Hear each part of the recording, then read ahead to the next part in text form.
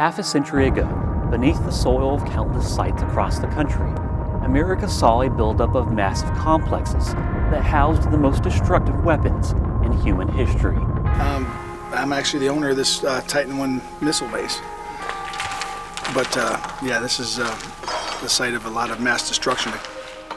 In the drawdown of the Cold War, many once top-secret nuclear missile sites were decommissioned and sold off to members of the public. Chris Ricken is among a unique group of individuals throughout the nation that now calls these sites home. It's something I've grown used to, you know.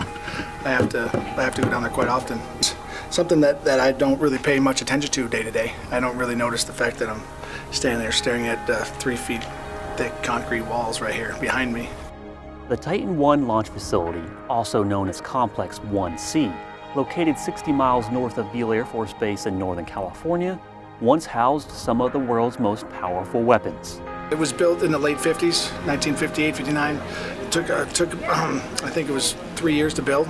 Basically, they mass excavated all this, and it was online, I believe, in 1962 for a brief period, and then it went offline again because of an explosion inside the one. There was an explosion due to a static electricity spark when they're loading the rocket in Silo 1. So they basically had to rebuild, 50% of this base again. So it went offline for a few years.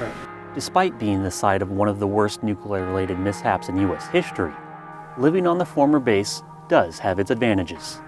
Down below, there's lots of exploring and whatnot. My kids love to explore, and it could act as a shelter as well if there's a need for natural disaster or anything of that nature. This is the most interesting room to me, because this is where most of the everything was driven out of here. All the power, the lifeblood of the whole place was right here. While the Air Force no longer owns or maintains the facility, Chris respects the power that was once held here and ensures that he nor his family never lose sight of the history that was once housed deep beneath this Cold War relic. I really don't think about it much anymore. Most people go, "How did you live there?" I'm like, "Yeah, I don't really." Sometimes you just kind of forget that you. I do forget a lot. The doors are closed.